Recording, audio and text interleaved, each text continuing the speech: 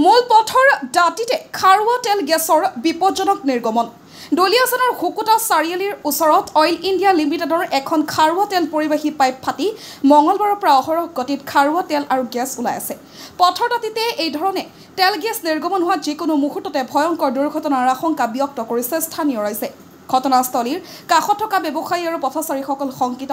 জানিব পৰা মতে এই পাইপখন অতি পুৰণি আৰু জৰ্জৰ অৱস্থাত আছিল বিশেষ লক্ষণীয় আছে ঘটনাৰ বহু সময় পাৰ হোৱাৰ পাছতো এতিয়ালৈকে অইল ইণ্ডিয়া লিমিটেডৰ বিভাগীয় কৰ্তৃপক্ষৰ পৰা কোনো পদক্ষেপ লোৱা হোৱা নাই স্থানীয় ৰাইজে কৰ্তৃপক্ষক দ্ৰুত ব্যৱস্থা গ্ৰহণৰ দাবী জনাইছে দলিয়াজানৰ পৰা কিশোৰ কুমাৰৰ report north east frontier news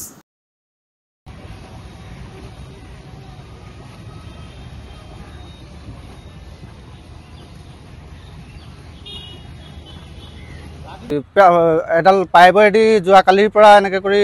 gas নিগৰিত হৈ থকা আমি অসমীয়া যুৱ মঞ্চৰ খবৰ পাইছিলোঁ লগতে আমি ক'ব বিচাৰিছোঁ যে এই ৰাস্তাটো একেবাৰে মূল পথ আমাৰ দুলীয়াজানৰ প্ৰায়বিলাক লোক এইটো ৰাস্তাইদি অহা যোৱা কৰে তাৰ কাষতে লাগি আছে এখন বিদ্যালয় তাৰ কাষতে এইপিনে DPS স্কুল লাগি আছে লগতে এইপিনে পাব্লিক বাছ ষ্টেণ্ডটো লাগি আছে আমি ক'ব বিচাৰিছোঁ যে ভটিয়াপাৰাৰ নিচিনা কাণ্ড যাতে সৃষ্টি নহয় দুলীয়াজানৰ ৰাইজ সেইটো কাৰণে আতংকিত হৈ আছে ভয়ত কম্পমান হৈ আছে গতিকে oil India limited Assam gas company তথা উচ্চ পদস্থ বিষয়াসকলে আহি এই বস্তুটো প্ৰত্যক্ষ কৰি অতি সোনকালে বন্ধ কৰাৰ এক ব্যৱস্থা কৰক নহ'লে অনাগত দিনত যাতে ভটিয়াপাৰাৰ নিচিনা